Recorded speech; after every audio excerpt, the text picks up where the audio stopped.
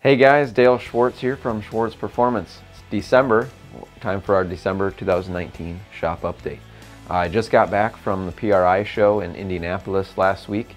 We debuted the SCART project, which is a shortened version of our G-Machine chassis, and all tubed out, caged out with LS power and T56. So hope you guys saw the video on that.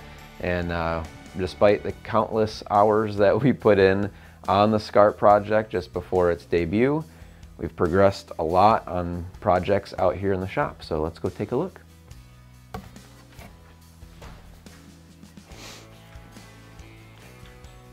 Hello there.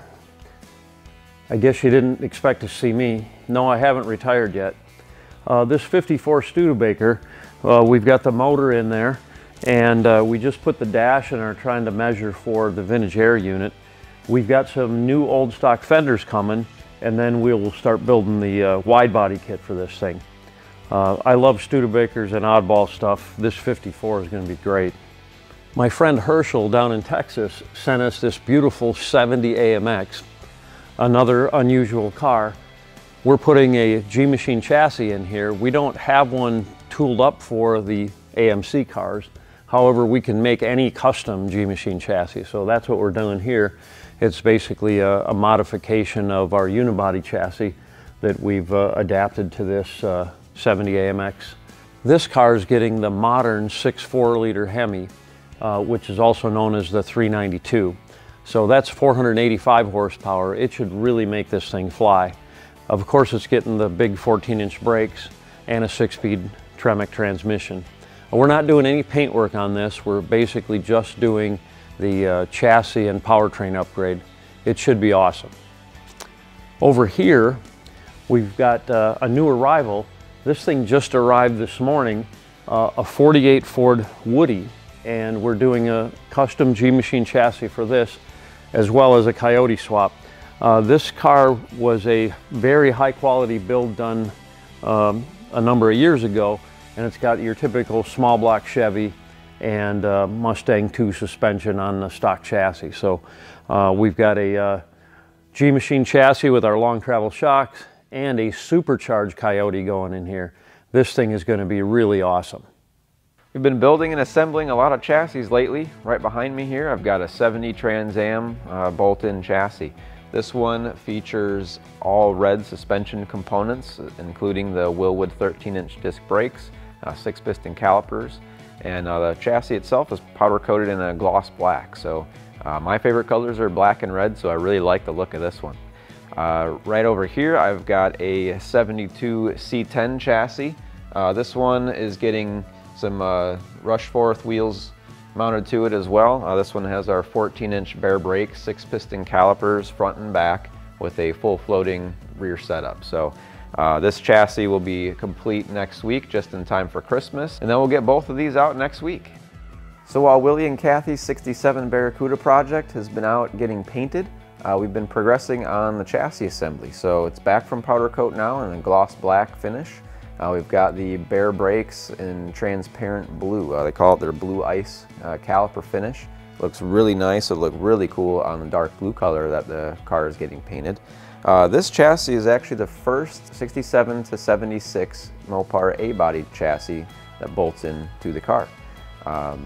This is a new product for us, and we've sold a few of them. These are for the 108-inch wheelbase cars. So this one fits into like a Barracuda, a Valiant, and a few other models. So it's a direct bolt-in to the car. There is some cutting and fab required to get it to fit into the car, but all in all, it bolts in versus welding into the car. So a lot less labor intensive than some other options out there. This has Forgeline GT3C wheels on it. These are finished in their Hyper Silver powder coat with a polished lip. So this color combo between the calipers and the wheels is going to look awesome on their 67 Barracuda. Well, the guys have started digging into the new project that I featured last month, the 69 Mustang Coupe. We are prepping it for the G-Machine chassis installation. Some of the front inner fender aprons were rusty, so we've cut that out and are in the middle of replacing it. So With our G-Machine chassis, the shock towers get removed along with the front frame rails, so it wasn't a huge deal to remove some of that for the rust issues that it had. The underfloor is a little bit rusty, so we are doing some patchwork on the front floor pans, and once the chassis fab is complete, we're going to be installing it here pretty shortly. Jim has been making a lot of progress on Max's 47 Hudson project here. Some of the stuff we can't see are underneath the car. We've got the fuel lines all plumbed. We use Tech Effects hose and hose ends for that system. On the interior, we've got a lot of stuff fabricated there. The custom seat riser for the custom seat that we're putting in it is getting all fabricated. We still have to finish up some custom boxes for underneath the seat. And then we've got the center console starting to get fabricated around that low car shifter. Underneath the dash, we've got the Schwartz Perfomance accelerator pedal mounted to the dash, and we're coming up with some different designs on the gas pedal. So we've still got some stuff to wrap up on the interior, such as the low car hood release system. And then once we get the rest of the interior stuff done, it should be getting pretty close to the paint stage. We've been making a lot of headway on Chris's 63 Chevy 2 convertible here. We do have the Autorad aluminum radiator support mounted, along with some Heights inner fender panels. So we got all that to work together with our chassis and the body. And we've got the custom firewall supports to the chassis fabricated. So a lot of the front end work is pretty close to being complete. On the interior side, we've got a low car sport mode shifter, which controls the 8L90 Chevrolet Performance transmission. And we've got custom brackets that can be made to mount the factory center console around that shifter and around the custom tunnel that we made. So a little bit of metal fabrication to make all that work, but in the end, it's going to look fairly stock on the interior, which is what the customer was after.